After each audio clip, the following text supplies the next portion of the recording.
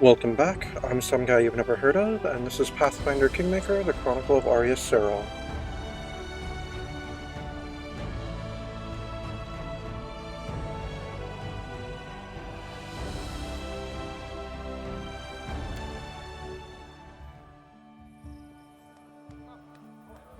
Alright, back to the tavern.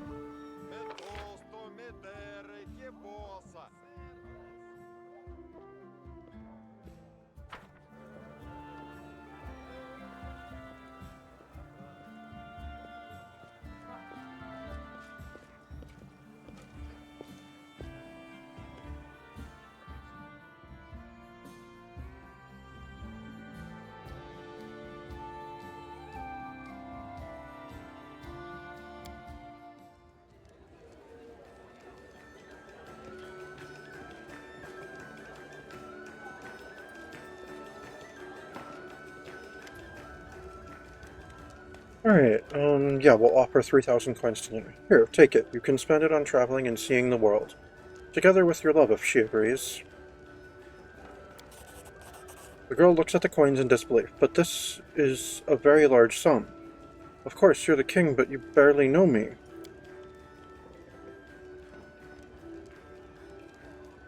Take it, says Jublos protectively. Believe me, traveling is contagious. You take one small step from your house, and you'll never be able to stop. The world is beautiful, especially when you're not discovering it alone. Not that I myself ever. Bibulus stammers and pretends that he needs to wipe his glasses. I'll leave you one of my latest almanacs to help you find your way around at the start. Thank you. Oh, I don't even know how to repay you, but on the other hand, maybe I do. Luna searches her bag quickly. Please, take this. It's a relic my family received from an elven ancestor. According to the family legend, the one who deciphers the map will find three things: an incredibly sad secret, a true treasure, and a door to another world which will never open again. The entrance to a certain dungeon is marked here, but there's nothing to say where to go looking. You're a king with all the best scientists and travelers serving you. Surely they'll be able to read this map. Thank you again. Now I have to go.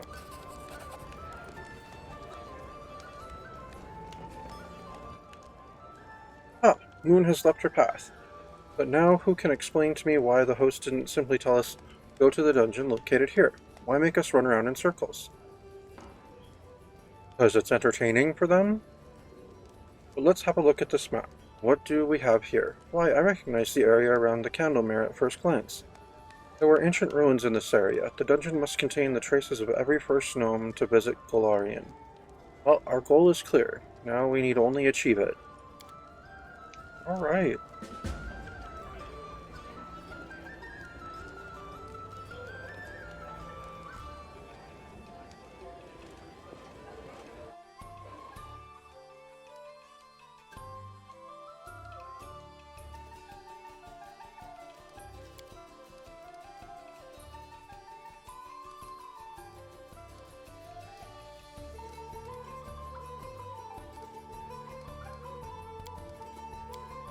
Alright, we're gonna do Knock Knock's thing now.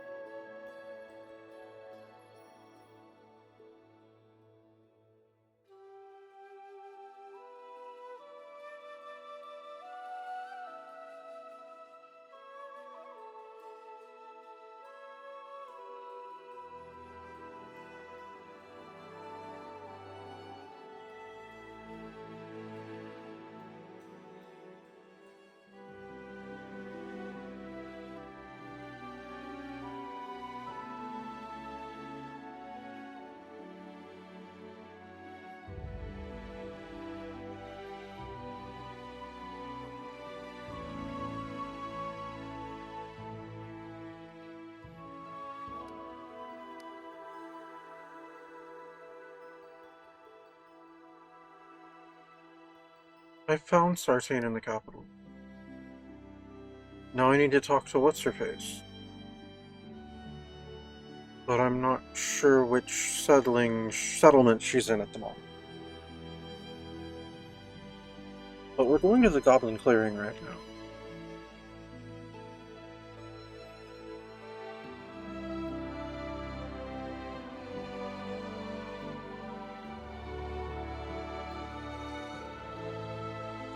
Alright, you know what? We're gonna teleport to Amiri Ford and see if that happens to be where Nazriel is.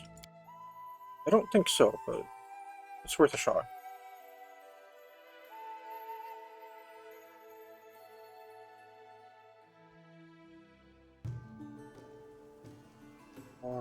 Guard. Citizen. We got here a trader. Dragon is here.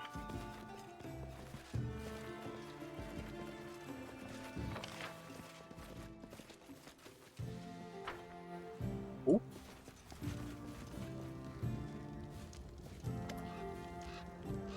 A young woman catches your eye. She looks like she has come from far away.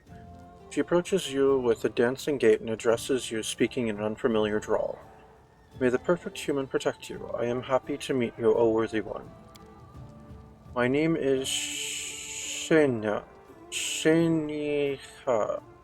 But you may simply call me the Tulip, as the best of my friends do. Ever since the sun rose today, I've had a feeling that I shall take part in a grand encounter, one that shall change our fates forever, and lo, it is so. Praised be the perfect human for this gift he has bestowed upon these eyes that see future.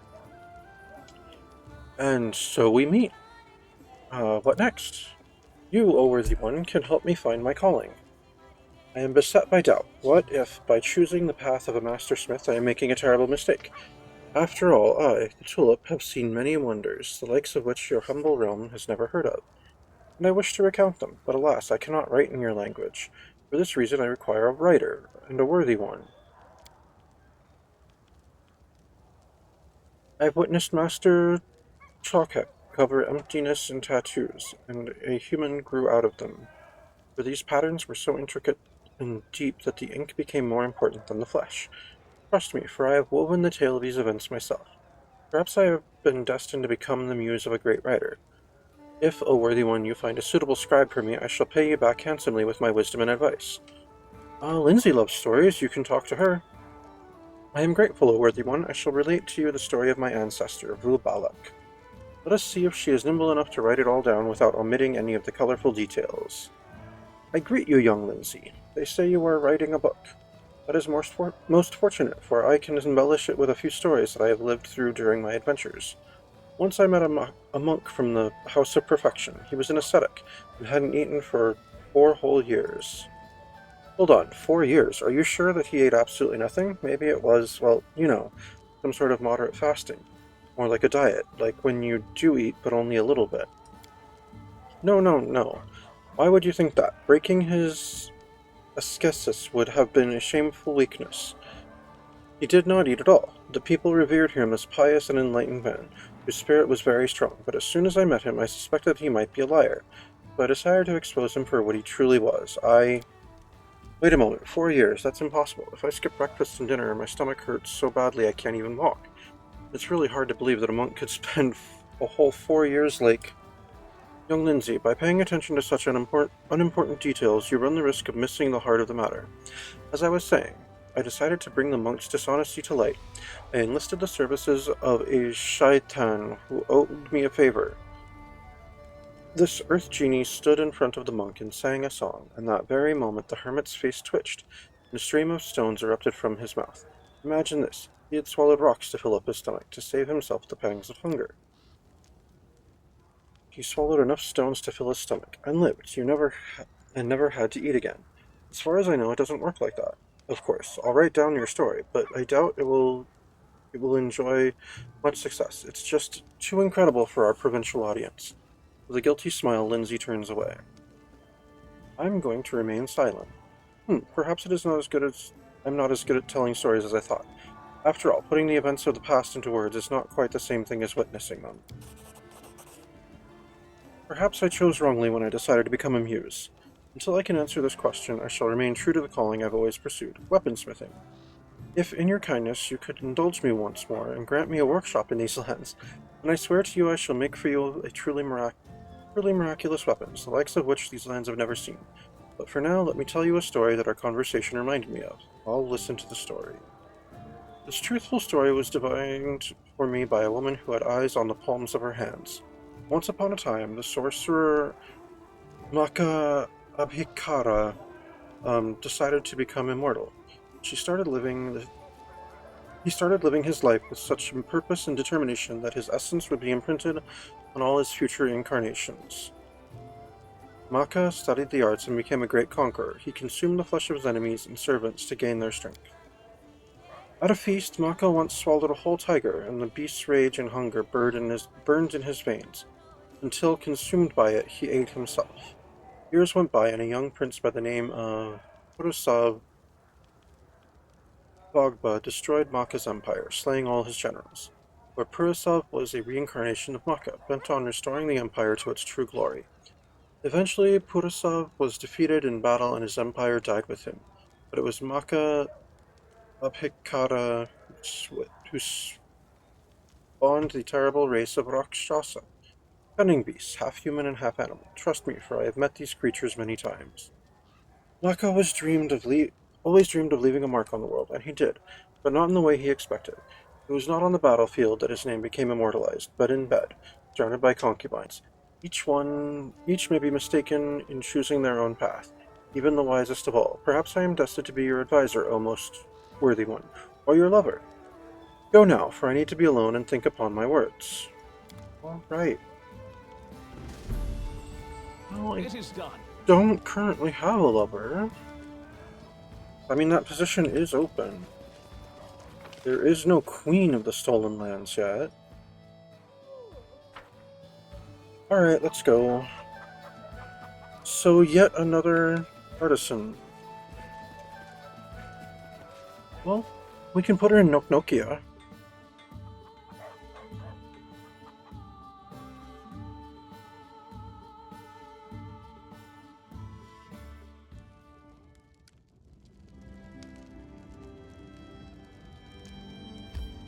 Alright, let's go to Dollarton. See if she's there.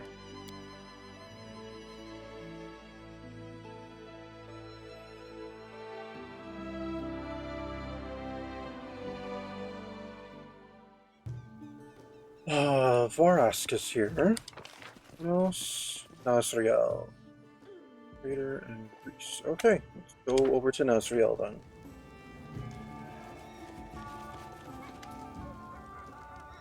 Nazriel is gazing at you almost without blinking, like an owl. How can I help you? Sartain is dead. He had a vendetta against you for bankrupting his father. Nazriel falls silent for a few seconds, looking very focused. Then she smiles slowly and malevolently. What a spectacular day. Thank you. How are things going in the blacksmith shop? Excellent, wonderful. I fired my apprentices. I've had enough with Sartain.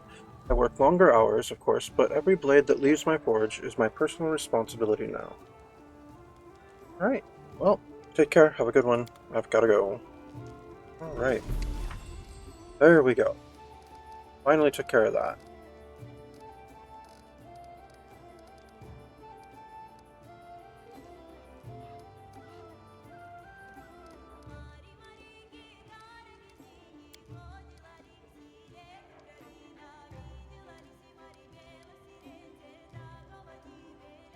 Oh, spotted near the Valley of the Dead.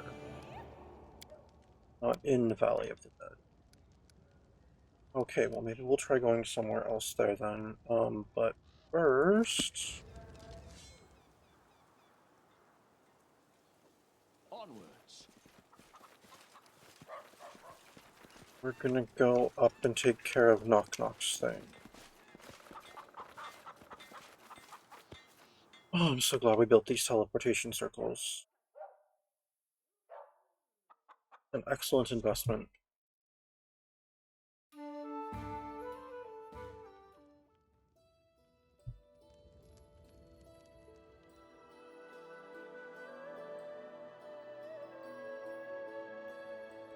I can't tell if it's closer to Cerealia or Noknokia.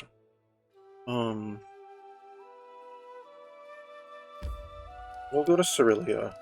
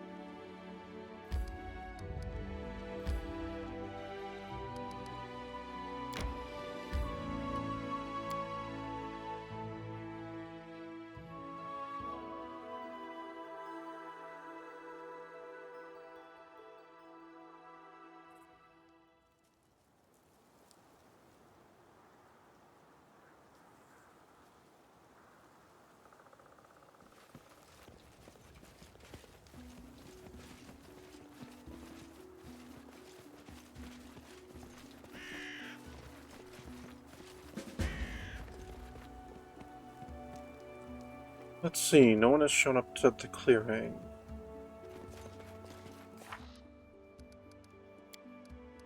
No one has shown up at the clearing. It seems the king will have to adhere to the ancient rules of the Goblin Challenge and come to the clearing with Knock Knock alone. Ah, got it.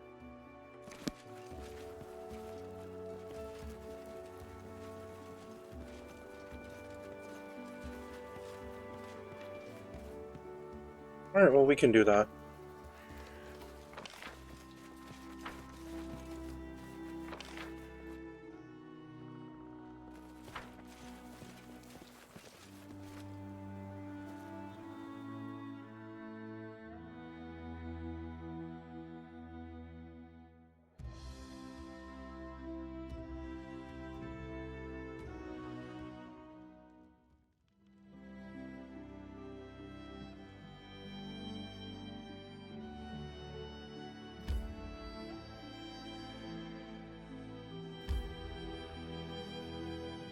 Oh yeah, Cerelia is way closer then.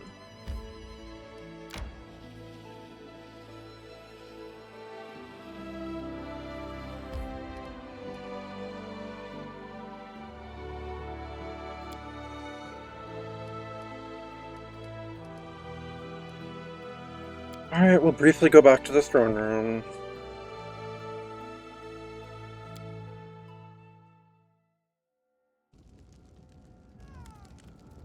Oh, Nazriel's here.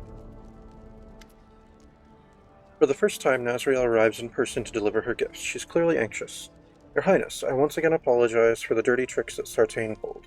I would like to repay your good graces with a truly magnificent gift, but foraging it will take time. Meanwhile, please accept this modest present. It isn't spoiled. I checked it 3 times. With an elegant gesture, the Elven lady hands you a package. I hope you will appreciate the quality of this gift. It is better than any weapon the local masters can produce. Light absorber. Okay.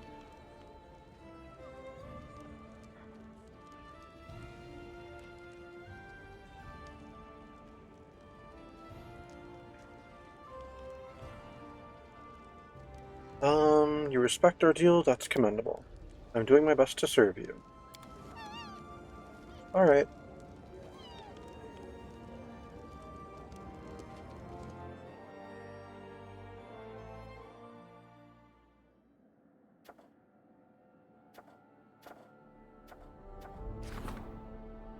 Let's see.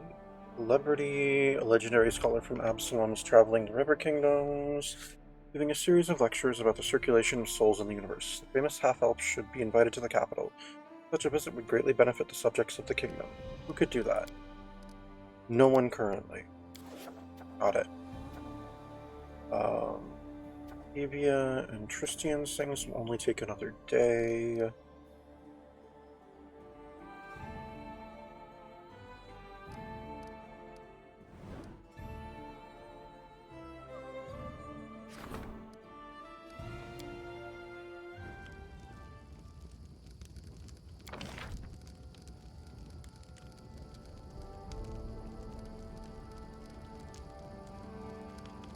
Oh, so that's not currently an option? Okay. I thought I'd be able to build that girl a shop somewhere. Well, maybe somewhere else. the capital look like right now?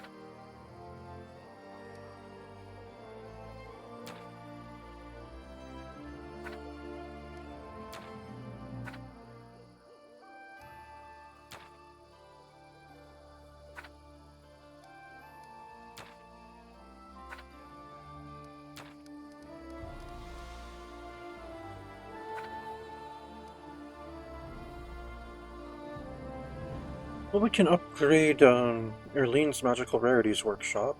Let's see.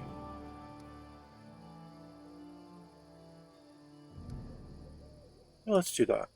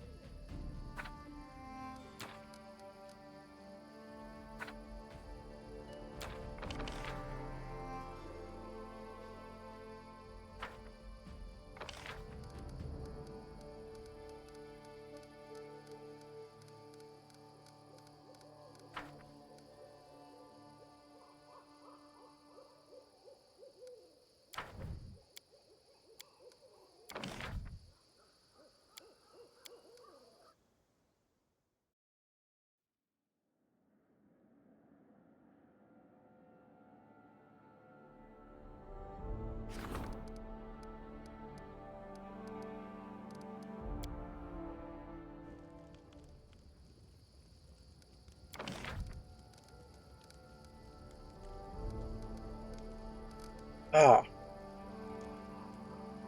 Oh, that has to be built in a town. Got it.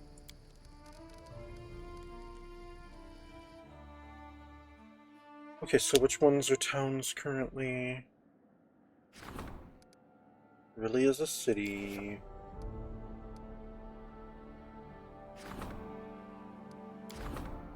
Mirrorford's a village.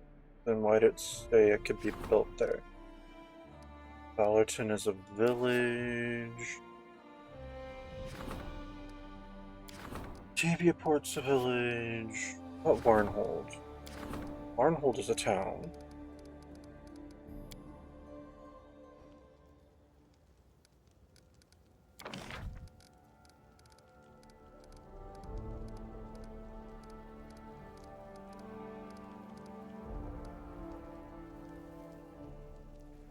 Beerwell's Leather Workshop?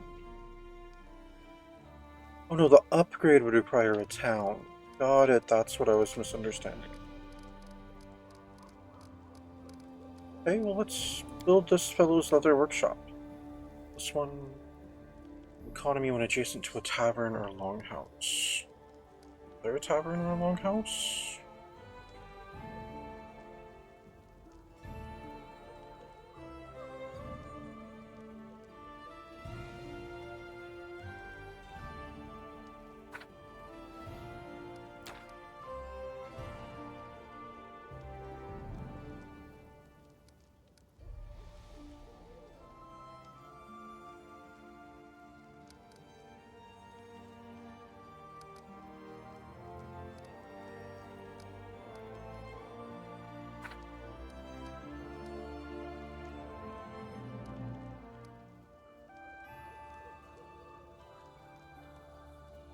Oh, okay, so the town hall was a longhouse, so it inherits its effects.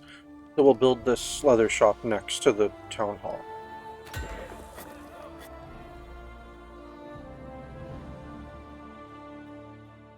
Okay, and then we'll go to a Mirrorford and build that other thing.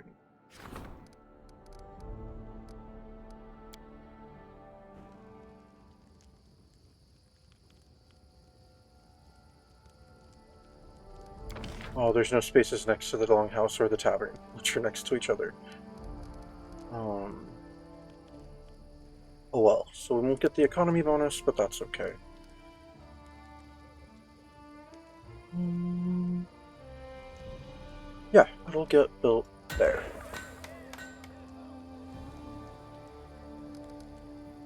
Okay, cool.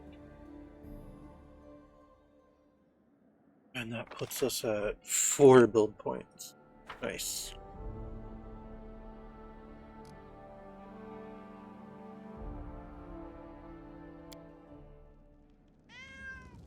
Oh, another visit. Shania. I greet you, O most worthy one. As decided, I have stepped up upon the path of the Master Smith, as fated by the perfect human. Since a rare few in these lands appreciate the aesthetics of the Udroni, I have decided that my gifts will be made for you. However, even though my feet may carry me swiftly to the top of the mountain of perfection, on this path I shall need the help of someone tactful and dependable, someone such as you, O worthy one. If you are ready to aid me, come see me at my workshop, and I shall tell you of my need. Okay.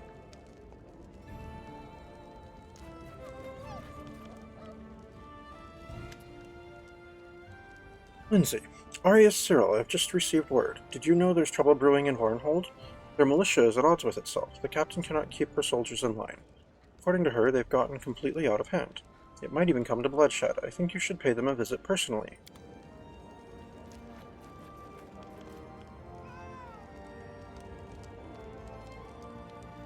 Okay, what's this one? Oh, she's back again. Oh, most worthy one. I spend day and night listening to the stories that guests of my workshop bring to share.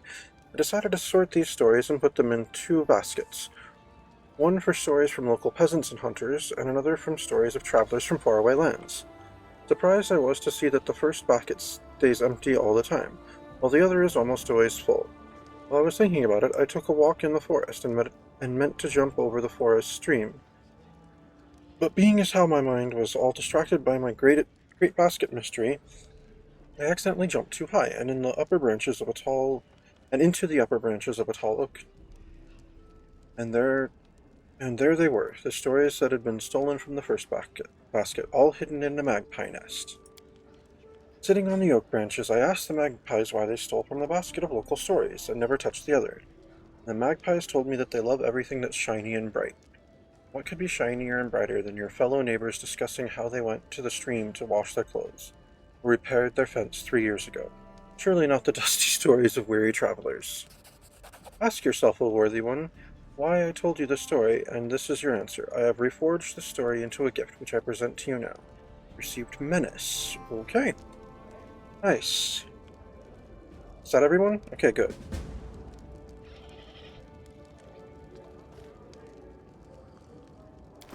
Alright. So what are Menace, and Light Absorber?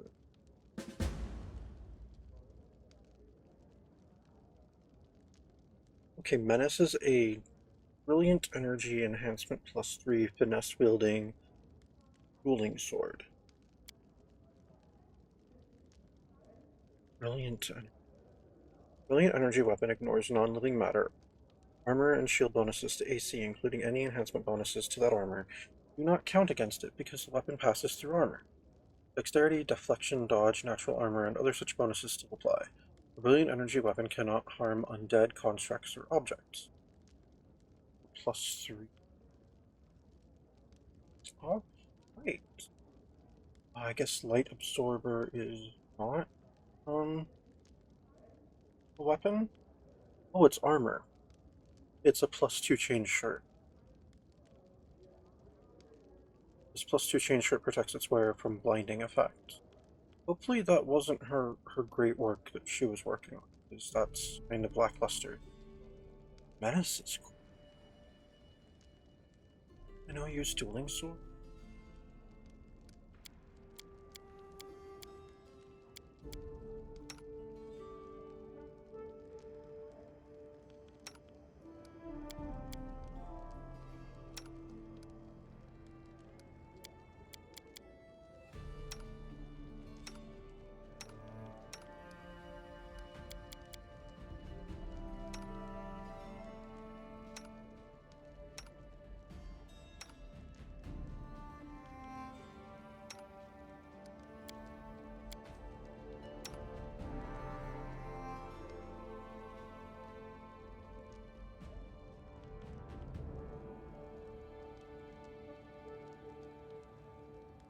Not a single person in my retinue can use a dueling sword.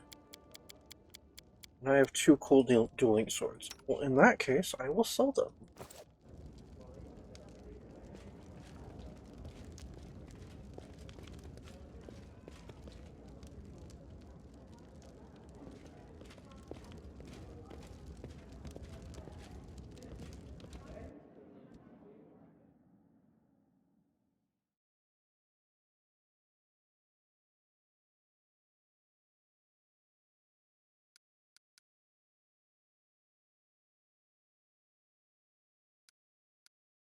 But right now, we're leaving.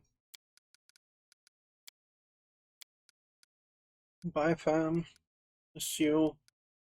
Oh, this seems wrong. When's he gonna properly document this?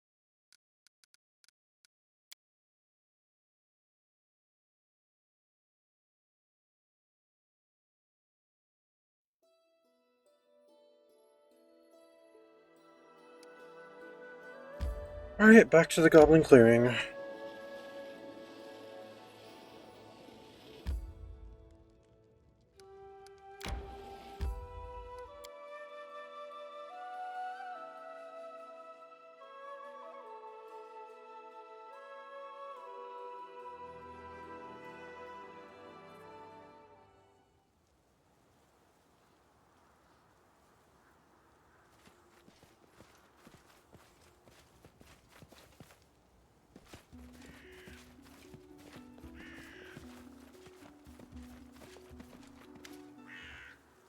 Knock Knock looks around, uncertain. You don't see anyone, and no goblin shapes about, and no sign of a goblin camp either. Something feels wrong. There's a strange feel in the air, and that hint of sulfur, like you smelled on Knock Knock's cap in the throne room. Knock Knock speaks. This the place, but King not here yet. Knock Knock sounds slightly relieved. He still looks ready to bolt. Alright, hold your ground. Knock Knock nods, and as he does, you suddenly notice the surroundings melt away into trails of acrid smoke, revealing a number of goblins, weapons at the ready. Still, while their weapons are drawn, they do not attack. They have a curious light in their eyes you haven't seen before, and it takes you a second to realize its determination. They don't look scared at all, merely stand at the ready, as if waiting the command to attack.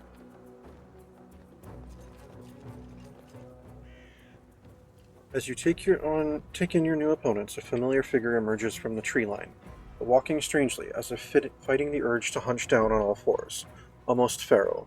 The figure looks to be the Goblin King you recall, but something is wrong about him. It's like someone tried to cram a larger creature inside his skin. Tusks of fur, like that of a wolf, peek from his rags, and his eyes, rather than dull and soft, seem to hold cold fire on them. Knock knock, this isn't the king. This is something that looks like him. The king approaches, then stops, his face peeling back into an almost demonic smile. This is not the king, but some creature wearing his shape.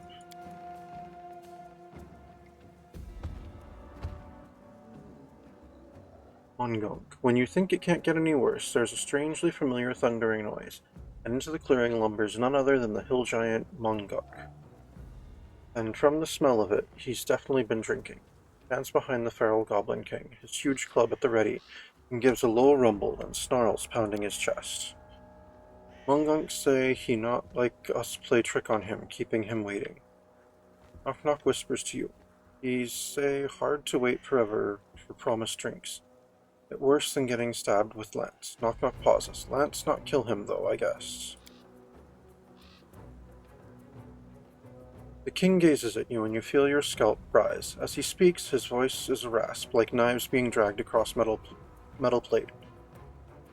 Which of you was once ruled by this ragged shape I wear? The sooner your blood coats the ground, the sooner my debt here is done. All you cattle smell alike to me, whether you walk on roast or on a whether you walk or roast on a skewer. Oh, it's definitely a Barghest. Demon. Looks like a goblin. You know, like this one. The king snarls. I'm a Barghest. I was summoned at the behest of a Fae to defeat an ally of one who claims this land, weakening this false king when the time of reckoning draws near. He nods at Knock Knock and gives a barking laugh. She said it could be any I chose, so I chose the weakest one at your court. I'm sorry, you said you chose the weakest one at my court?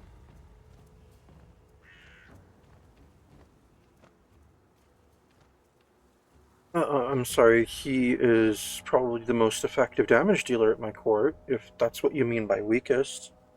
Um, Jublos is the weakest one at my court.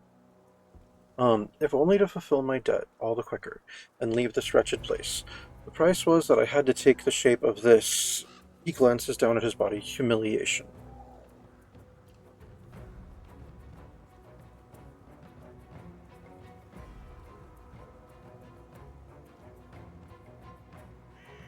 Why would that be a bluff? That's true. So you do know that you are threatening a high priest and hero of Lamashtu, which Knock Knock is. Don't you? I didn't think Barghest would dare kill any favored by the Great Mother. I don't see how that's a bluff. That I would need a 5 or better to succeed at. Let's see, diplomacy. What terms did you agree to? Maybe you can turn this against her, get your revenge. Let's see, then you'll return to whence you came from because we're not letting you kill anyone. Attack, I've heard enough. I'll deal with you myself. You've been tricked. This is a fight you can't win. No, I'm going with the bluff because it's not actually bluffing, it's the truth. You do know you were threatening a high priest and hero of Lamashtu, don't you? I didn't think Barghest would dare kill any favored by the Great Mother. I failed. Spout your lies elsewhere, false king. I have no need of them. Okay, fine then. What terms did you agree to? Maybe you can turn this against her, get your revenge. Barghest growls slowly, then and suspiciously, then to your surprise answers in clear, precise speech. When one of the allies of the pretender to the throne of the stolen lands lies beneath my feet, and their blood feeds the ground, I am freed, instantly to return home and leave this vile plain behind.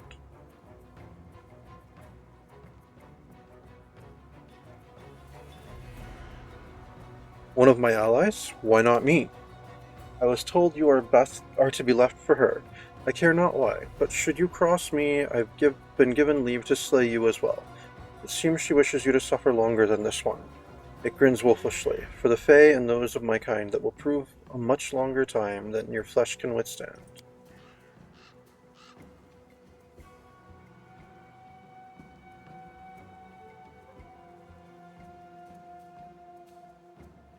The king turns to Knock. Come, goblin, the sooner I make a sport of you, the sooner I will allow you to die, perhaps with your limbs intact. No, I'm not. Okay, see, that would be a bluff. So I could say, well then, Knock Knock, you are no longer my ally, and worse, you are not a hero, never were. I've always hated you, you half-head doorstop. And for some reason, that would just be diplomacy. That wouldn't be a bluff.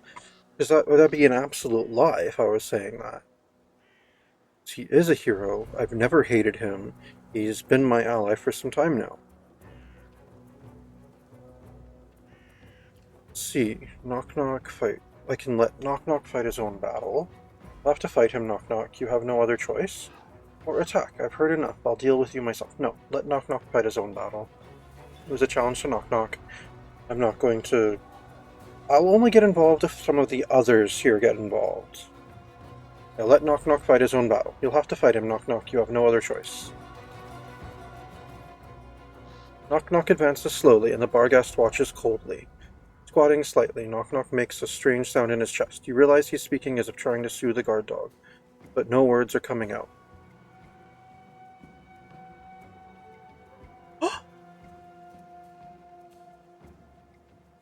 Get him, Knock Knock. I will encourage. Definitely. What the?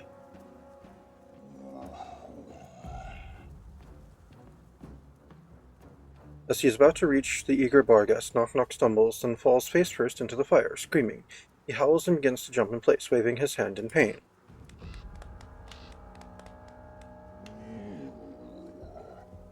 Alright, and the goblins are applauding. Rather than attacking, the assembled creatures watch in surprise, and then strangely begin to howl with laughter, infuriating the Barghest. Goblin King, snarling. The king leaps forward and hoists Knock Knock into the air. He extends a claw. If you don't act, Knock Knock will be gutted. Knock Knock chokes and struggles in the creature's grip, helplessly.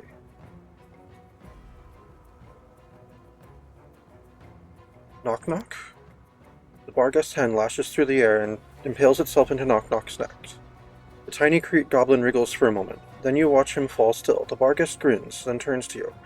Creature died quicker than I'd like, but I'll take my time with you. I'll tell she who commands me there was simply no other choice.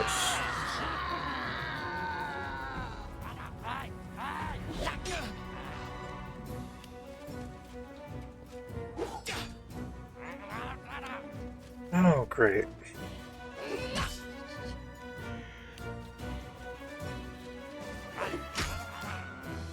Some of the goblins are attacking the Barghest? Well, that's interesting.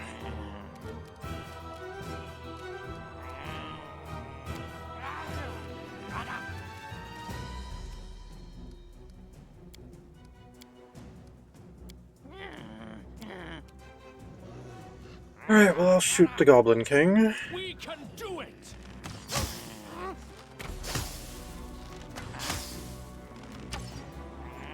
Oh, I almost took him down.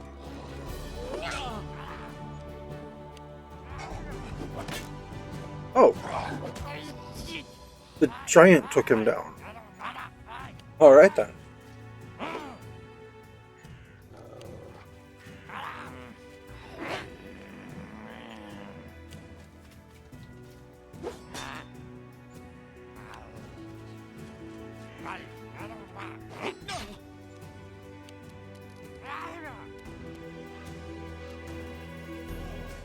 Alright, we'll take out one of these commandos.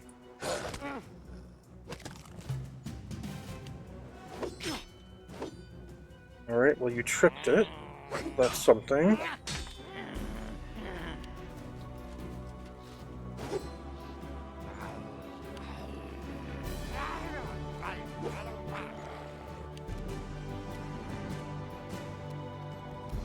Alright, well I guess I gotta get rid of some of these. With all your might.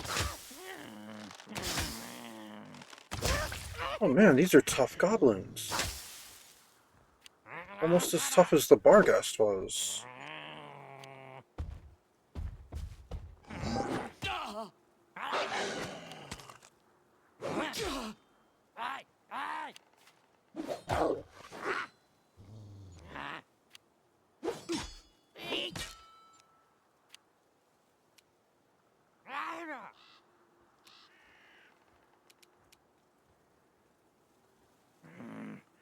Alright, take that one down. Good job. And you tripped another one. Good job.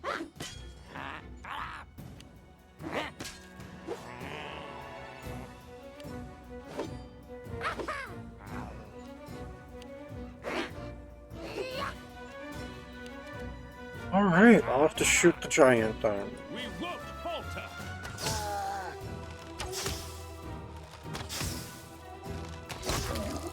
Alright, giant is down.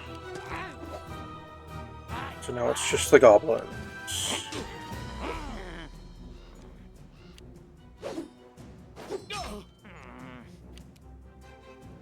Alright, we'll fill that one. Good job.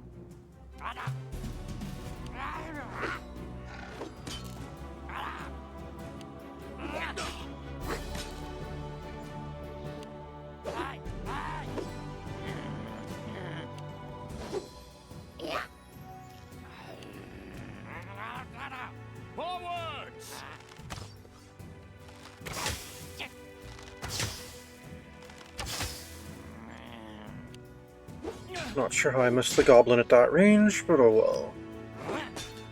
I won't give up.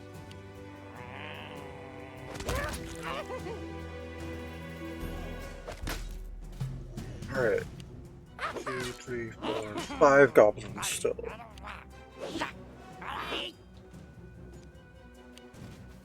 I'm wounded. Yeah, I'm aware.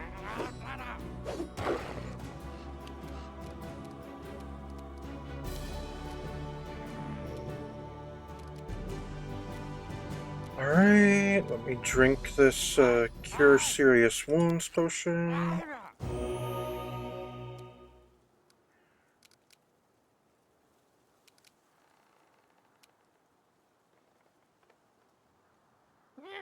And then shoot this already injured goblin.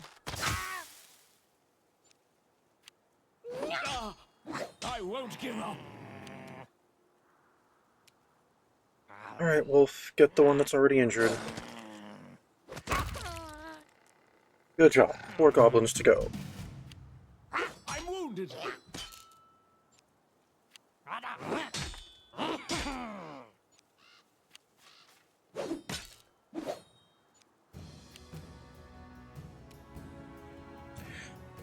Alright, full attack time, because, I mean, that's really my only chance.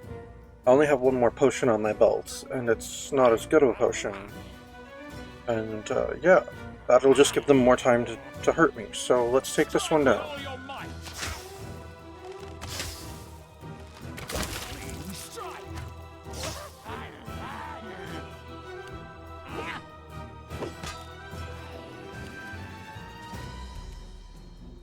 Alright, Wolf, get the one that I just shot. Oh, and you killed him when it got up. Good job. I have 10 HP left. Alright, let me shoot this We one. won't falter.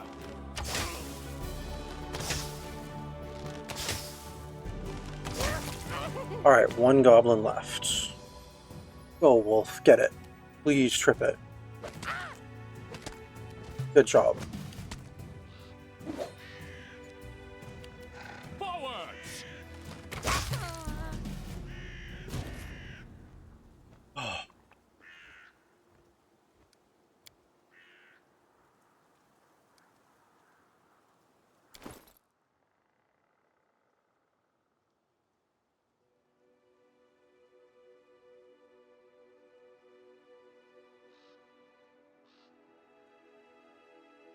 Alright, well, I'm gonna need Tristian to bring him back. In the meantime, let's see what all these folks had on them.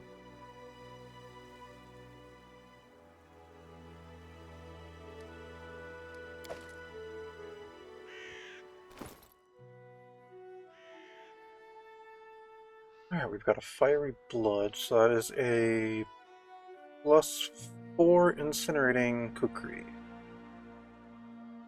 And the other one is Cold Blood, +4 Agile Freezing Kukri. What is Agile? Agile weapons are usually well balanced and responsive. A wielder with the weapon finesse feat can choose to apply her dex mod to damage rolls with an agile weapon. Okay.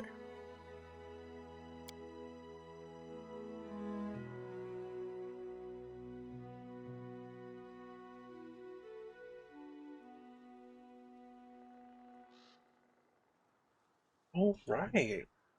Only got new Kukris for him. But now we need to bring him back to life. Great. But that's going to have to happen next time. Thank you for tuning in. This has been Pathfinder Kingmaker, the Chronicle of Arius Cyril, and I'm some guy you've never heard of.